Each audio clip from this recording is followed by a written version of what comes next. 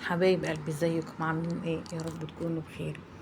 انا حابه بس قبل ما ابتدي الفيديو يا جماعه، انا حابه ان انا اشكركم واشكر كل متابع بيتابعني او بيشوف فيديوهاتي وبيتفاعل معايا. وحابه اشكر بالاخص كمان المشتركين الجداد. يعني متشكره جدا جدا ليكم وعلى تفاعلكم برضو معايا، لان انا بشوف التفاعل بتاعكم ومتابعاكم زي ما انتم متابعيني، انا متابعاكم. تمام، متشكره جدا جدا ليكم.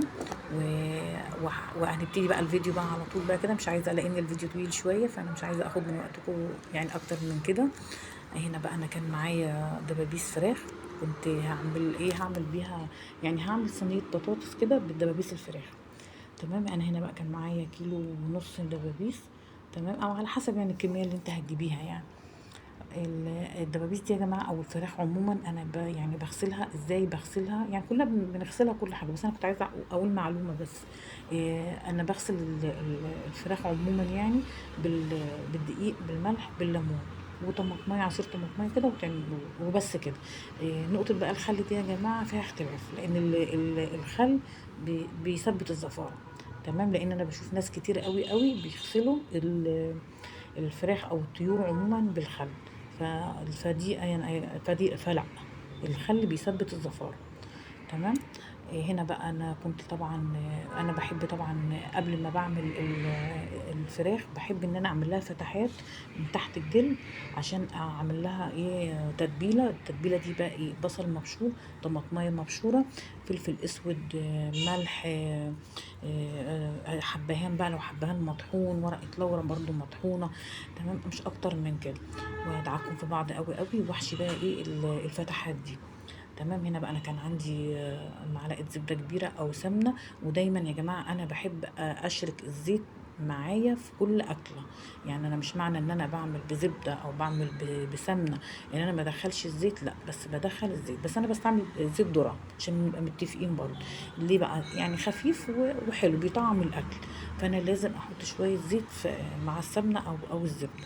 تمام، انا بقى كنت طبعا شوحت الفراخ او دبابيس الفراخ، خليتها تاخد صدمه من ناحيتين وشلتها زي ما انتوا شفتوا كده، ونزلت ايه بالبطاطس. انا عامله بقى البطاطس النهارده بطريقه برضو ايه مختلفه شويه عن كل مره.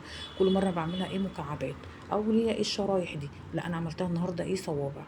إيه، انا بقى طبعا ايه شوحتها من مكان دبابيس الفراخ، شوحتها كويس جدا.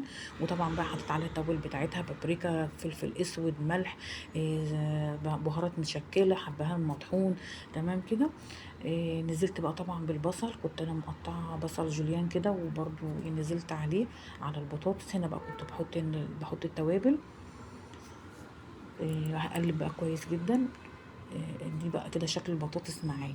هنزل بقى بالفراخ على الوش، لان بقى طبعا الفراخ تعتبر يعني ايه نص سوا، والبطاطس برضو يعني متشوحه، يعني دخلت في مرحله السواء يعني الى حد ما. تمام، هنا بقى انا هنزل بقى بالدبابيس الفراخ، هحطها على الوش. يعني ما تخافيش، ما تقلقيش، يعني لان البطاطسايه دي مش هتتهري معاكي. لا، يعني احنا شوحناها كويس جدا، فمش هتتهري يعني.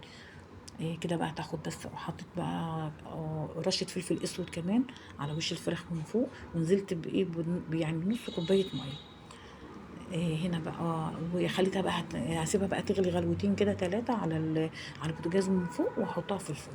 هنا بقى انا كنت بعمل الرز. زي ما أنا قلت لكم يا جماعه، لو خدت بالكم انا كنت حاطه حته زبده، وحطيت برضو زيت الذرة. ليه بقى الزيت ده بيفرق برضو في الاكل، او بيفرق في الرز؟ ليه؟ بيعمل تلميعه للرزيه نفسها، وبيفلفل الرز. تمام. هنا بقى انا كان نزلت بالشعريه بحمرها بقى معاكم اهو، برضه خلي اللون الذهبي ده. هنزل برضه عليه بكوبايتين رز او بثلاث كوبايات رز على حسب الكميه اللي انت هتعمليها يعني. هنا بقى برضه في تركايه حلوه، ان انت لازم تشوحي الرز كويس جدا. بمعنى ايه؟ بمعنى انك ما تحطيش الرز على الشعريه وهوب تقومي حاطه ايه الميه او الشوربه وخلاص على كده ونقفل وتمام كده. لا لا لا خالص، لا، لازم تشوحي الرز كويس جدا والشعريه كويس جدا، او ايا كان اللي بتعمليه، رز بشعريه او رز حبايه وحبايه. لازم الرزيه تتشمع كويس جدا في الماده الدهنيه اللي انت بتحطيها. تمام، كنت انا بقى حطيت الملح، وحطيت الميه بتاعتها بتاعت الرز، وخلاص كان استوى معايا. هنا بقول لكم يعني الرز مفلفل ازاي. وخلاص كده، وصينيه الفراخ كمان كانت طلعت، والاكل كده كان جاهز معايا.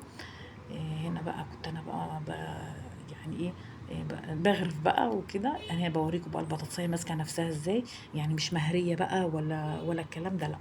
والفراخ برضو مستوية ما شاء الله. وكده بقى خلاص نكون جهزنا الاكل وقدمناه، وبالهنا والشفا. واشوفكم في فيديو جديد. وللمرة التانية يا جماعة انا بشكركم جدا جدا جدا، وبشكر كل المشتركين معايا في الصفحة، اللي بدأوا معايا واللي لسه داخلين جداد، على راسي. بشكركم جدا جدا. ويا رب يا رب كده عائلتنا تكبر. واشوفكم على خير، وباي باي.